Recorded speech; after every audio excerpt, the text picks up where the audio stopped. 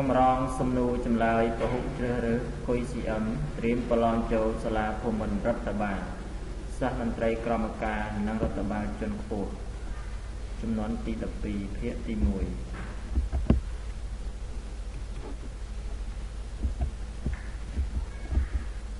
សំណួរទី1រដ្ឋបាលនៅប្រទេសកម្ពុជាបច្ចុប្បន្នត្រូវបានបែងចែកជាករដ្ឋបាលថ្នាក់ជាតិនិងរដ្ឋបាលថ្នាក់ក្រោមជាតិខរដ្ឋបាលថ្នាក់មជ្ឈិមនិងរដ្ឋបាលមូលដ្ឋានគោរដ្ឋបាលមជ្ឈការនិងរដ្ឋបាលវិមជ្ឈការខរដ្ឋបាលបែបសង្គមនិយមនិងរដ្ឋបាលបែបលទ្ធប្រជាធិបតេយ្យចំឡើយរដ្ឋបាលនៅប្រទេសកម្ពុជាបច្ចុប្បន្នត្រូវបែងចែកជាករដ្ឋបាលថ្នាក់ជាតិនិងរដ្ឋបាលថ្នាក់ក្រោមជាតិសំណួរទី2កំណែទំនងរដ្ឋបាលខេត្តស្រុកខណ្ឌឃុំចាប់ដើមធ្វើឡើងដំបូងបង្អស់នាឆ្នាំកឆ្នាំ1945ខឆ្នាំ1949កឆ្នាំ1904ខឆ្នាំ1901ចំឡើយកំណែទំនងរដ្ឋបាលខេត្តស្រុកខណ្ឌឃុំចាប់ដើមធ្វើឡើងដំបូងបង្អស់នាឆ្នាំ1901សំណួរទី3បារាំងធ្វើកំណែតម្រង់សង្គមខ្មែរជាលើកដំបូងនៅឆ្នាំកឆ្នាំ1962ខឆ្នាំ1877កឆ្នាំ1884ខឆ្នាំ1975ពីសំអានចំឡើយបារាំងធ្វើកំណែតម្រង់សង្គមខ្មែរជាលើកដំបូងនៅឆ្នាំ1877សំណួរទី4ទូនាទីរបស់ការិយាល័យប្រជាពលរដ្ឋគឺកជាការិយាល័យដើម្បីប្រជាពលរដ្ឋហើយបំពេញកាតព្វកិច្ចខជាស្នាក់ការកណ្ដាលរបស់ពលរដ្ឋដើម្បីប្រើប្រាស់អំណាចកជាអង្គភាពសម្រុះសម្រួលកិច្ចការជូនប្រជាពលរដ្ឋខជាស្ថាប័នឯករាជ្យដើម្បីស្នើច្បាប់និងដាក់ពាក្យបណ្ដឹង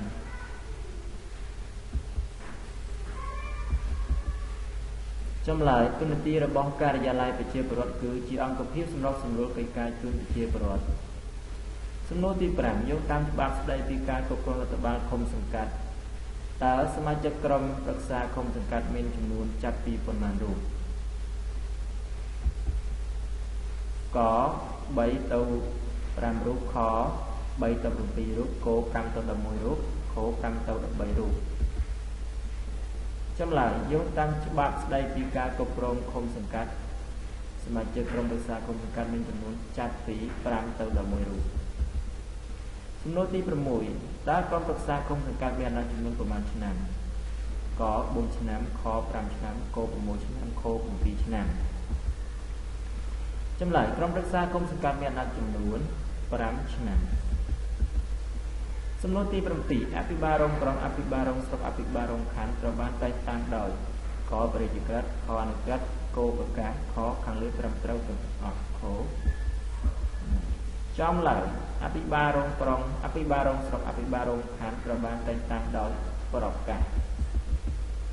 សំណួរទី8អ្វីជាលិខិតឯកតភូតកលិខិតតែងតាំងពិសេសដោយរដ្ឋមន្ត្រីខលិខិតបទបញ្ជាផ្សេងគោលិខិតប្រកាសណែនាំអំពីរបៀបធ្វើការគោលលិខិតរដ្ឋបាលចំឡើយលិខិតឯកតភូតគឺជាលិខិតរដ្ឋបាលសំណួរទី9កំណែតម្រង់វិមជ្ឈការនិងវិសាមជ្ឈការមានគោលដៅយុទ្ធសាស្ត្រក្នុងការកយុទ្ធប្រឆាំងអំពើពុករលួយខកំណែតម្រង់រដ្ឋបាលសាធារណៈគោលពង្រឹងនិងពង្រីកលទ្ធិប្រជាធិបតេយ្យសេរីពហុបកនៅមូលដ្ឋានខដល់សេវាសាធារណៈរបស់ក្រសួងស្ថាប័នអន្តរជាតិឲ្យកាន់តែរហ័សនិងមានប្រសិទ្ធភាពចំឡើយកំណែតម្រង់វិមជ្ឈការនិងវិសាមជ្ឈការមានគោលដៅយុទ្ធសាស្ត្រក្នុងការពង្រឹងនិងពង្រីកលទ្ធិប្រជាធិបតេយ្យសេរីពហុបកនៅមូលដ្ឋានសំណួរទី10ក្រុមប្រឹក្សាវិចិត្រនីខេត្តក្រុងស្រុកខណ្ឌឃុំសង្កាត់មានសិទ្ធិអំណាចធ្វើស្តីសម្ដេចខាងក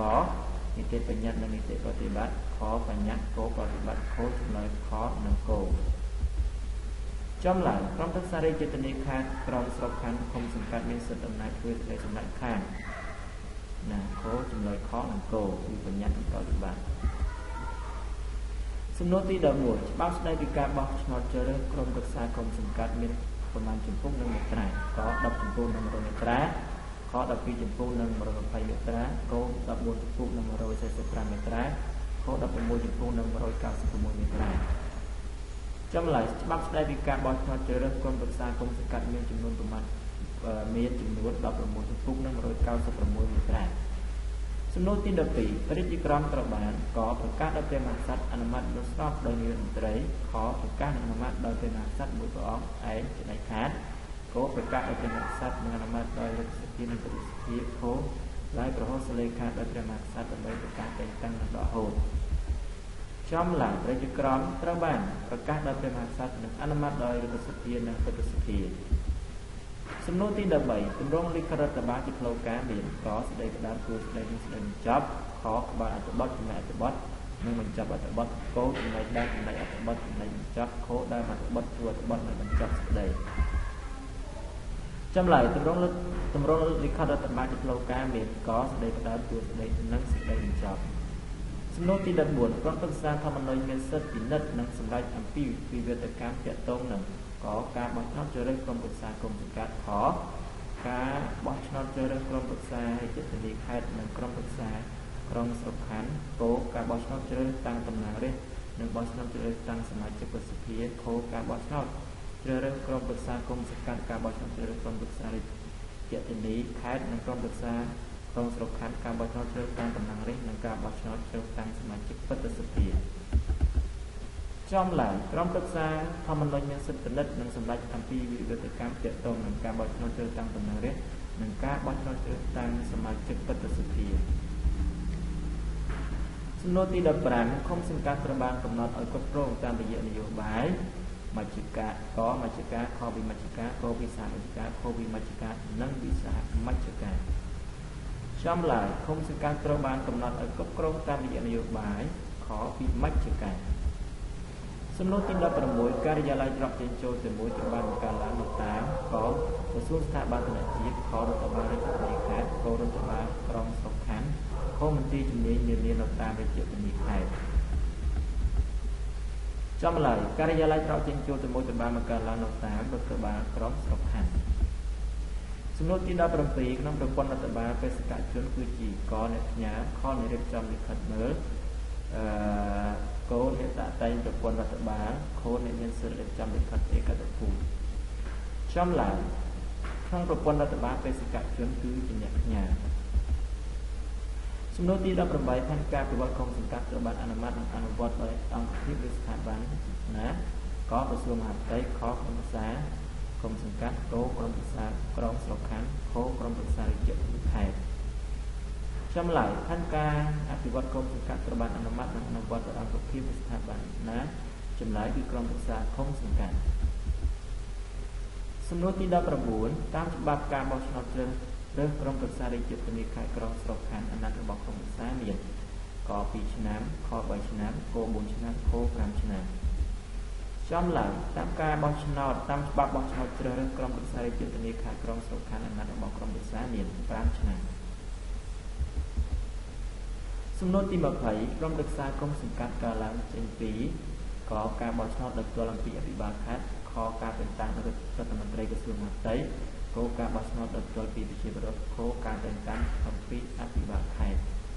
ចំឡើងក្រុមប្រឹក្សាគុំសង្កាត់កាលឡើងចេញពីគោការបោះឆ្នោតដោយផ្ទាល់ពីប្រជាពលរដ្ឋសូមអរគុណសម្រាប់ការទស្សនានិងការជួយដូចជាសញ្ញាកណ្ដឹងរបស់បងប្អូននឹងសូមចាំទទួលនៅវីដេអូបន្តទៀតបាទសូមអរគុណសូម